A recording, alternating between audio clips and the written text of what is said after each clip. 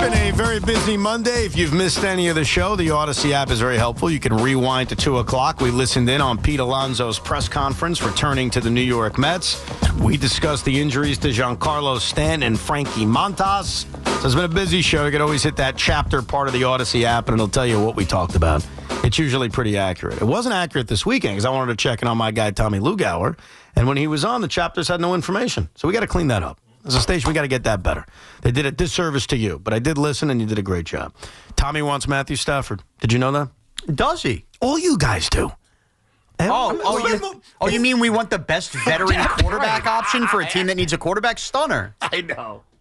I know. You make that sound like it's a bad thing. I know. Well, just say it. Just admit it. Go ahead. You want Matthew Stafford on the Jets. It's okay. This is a safe place. You can admit that. That's not what he wants. What do you think? I'm going to play the game of Evan Roberts here.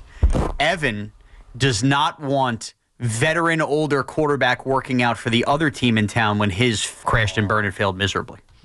What I love about you guys is that I genuinely have a sports opinion about the New York Giants. Okay. It has nothing to do with the Jets. It has nothing to do with my selfishness. It just is a genuine, could be wrong, by the way, we'll see, just a genuine sports opinion. And you guys always think there's some other reason. There's no other reason. With Evan Roberts, no, there's always sports on the surface, but something deep. In this case, I'm telling you, it's a sports opinion. But we'll talk more about it. We have a few months to get this thing figured out. Yeah. But right now, it is Cinco time.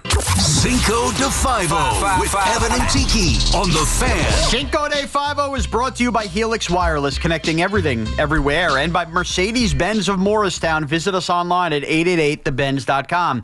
It is President's Day, and about 50 minutes ago, Evan unveiled his top 5 elections he wished he could have voted in. That was unable to vote in. That's right. Let's go back to 1912 for one of them.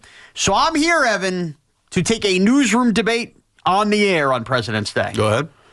The top 5 presidential head candidates for a WFAN Mt Rushmore. I totally don't get what you just said. Right. A WFA, what? If WFAN had a Mt Rushmore. Oh, I got you. They're our presidential heads. Oh, I got you. Okay. I got it. Oh, that's easy. Here we go. It's open and shut. Here we go! Number 5. So because the Mount Rushmore has 4 heads, number 5 is your first head out, if you will. All right? Yeah, just missed. Just missed. It's Boomer. Boomer's my first head out. First athlete to, here, hold down 2 different full-time awesome morning shows. Just misses for me. He's number 5. Okay. All right, here we go. Number 4. The next 4 heads are on it. That's my WFAN Mount Rushmore. See if you got it right, because to me, it's open and shut. Steve Summers. Steve Summers? He does make it. The schmooze makes the Mount Rushmore list here. You know why? The more you get away from Steve Bean here, the more you realize actually ahead of his game with the creativity, the pieces, the monologues. No doubt. It wasn't just cookie cutter radio. Right. No doubt. I heard Andy's got a break room. Yeah. That's right. David Stearns did an interview with Pablo Torre about last week, and I listened to it. And David talked how he doesn't listen to the radio station anymore. He says something about Shaun Morash ruining the station. I'm just kidding. Oh, he's on Reddit, huh? I'm just kidding. He just can't listen since, we talk about them and the team. But he grew up, and the only names he mentioned were Mike and the Mad Dog and Steve Summers. How about that? All right, here we go. Number 3. Number 3, I am putting Don Imus on this list. And I understand it ended horribly, and it is unforgivable what he did. Controversial. Very controversial. Have you ever seen Mount Rushmore? Very controversial. I mean, well, Good point. But it's just the idea for that long to be an anchor, well-known, reputable at the time talk show host and hold down the mornings really, I thought, helped this station survive and thrive early on. So, again, I'm not excusing how this ended with Don Imus, but for his contributions prior to that, I am putting him on the Mount Rushmore. Okay, here we go. Number 2. It's Mad Dog Russo. Look, it's Dog. I mean, everybody who grew up, you were a Dog guy, you were a Mike guy. Dog is on the list at number 2. Mm-hmm. Number 1.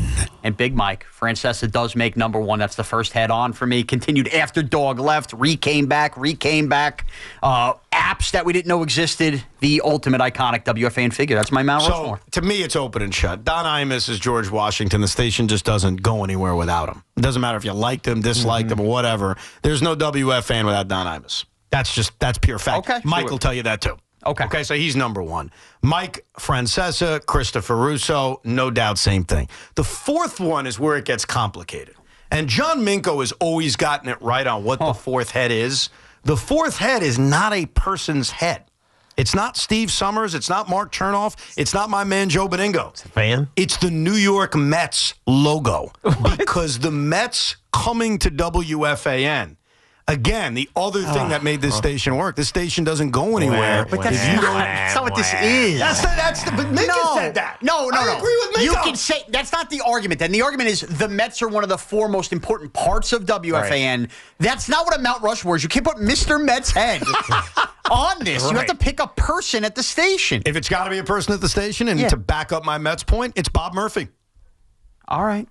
My point to you is, this station doesn't exist without those things. All right. I mean, look, any one of those things doesn't happen, we're not sitting here right now, whether it's Don, Mike, Chris, or the Mets. So you need me to pick a name? It's Bob Murphy. All right. I'm fine with that. By the way, Joe Minko agrees with me, and Minko is the official WFAN but it's not historian. a person. I just gave you Bob Murphy. You gave me Bob Murphy. I could live with that. You can't say the Mets. You can't say the Mets. And I would tell Mick to his face, you're wrong, Mick. You got to pick somebody. If I had to pick a person, then it's clearly Beningo. Sorry to Boomer. Sorry to Steve. It's Joe B. Joe B. over the overnights, man. He took the overnights to another level. He did middays for 1,000,000 years. My man Joe B. I'm loyal. I think you're above Joe B. at this point. I'm not above Joe B. Shut up. I'm not even in the How long was Joe B. here? I think he started in 95-ish, 96. And he's still technically here. Right. I mean, he works on Saturdays, so since 96. I see. I understand. What? I understand. Well, first of all, I'll be loyal to my first guy. of all, He understands. It's obvious. Craig was also your guy. He was part of two shows. I spoke to Robert Sala last night. I love Craig. Craig's not on the Mount Rushmore. What am I going to tell you? I love him. I get it. I understand. He may not like it, but he's close. You're finding a way to get yourself in the conversation. I'm not on it. By putting Joe in the conversation, it's going to lead to people say, well, how about Evan? No, not me. So this is a circumventing way. No, because it's Joe overnight. It's not Joe midday. It's not Joe working with me. It's Joe in the overnight. I grew up listening to the guy. And he inspired a lot of people. So it has nothing to do with me. It has nothing to do with middays. It's just Joe B's Joe B. I would say this, knowing Craig the way I know him, he would not put himself on the Mount Rushmore, but he'd put himself ahead of Boomer. and Joe B. Yeah, of course. That's true. All right, there you have it. All right, thank you, Sean. Cinco de Fivo every day at 5 o'clock. Let's get to some of your calls. 888-808-1019. A lot been discussed today. Francisco Lindor's captainship, the injuries to the Mets and the Yankees. Pete Alonso is back. Let's go to Jim and Rye. How are you, Jim? Hey. Listen, I heard the guy call before about Stanton, and he said that he had tennis elbow. So have I. First of all, it's incredibly painful, number one. And it may sound silly, but it's totally debilitating. You can barely hold something. And there is a treatment short of surgery that I had. I'm sure a lot of people have had. It's called PRP, which you guys may be familiar with. It's platelet-rich plasma, where they take blood from your arm. They take it out, they spin it, and then they extract the plasma and they put it back in. The problem is it's incredibly painful to administer that, and it takes probably 2 months for it to be effective. Wow. Yeah, I don't know if the Yankees are talking about doing that with Giancarlo Stanton's multiple tennis elbows, but I don't think there's any doubt this is a concerning injury that Giancarlo's already dealing with. Well, he also played with it a year ago, at least according to the report. So it's bad, but probably not something that's debilitating to the point where he needs to get an advanced treatment.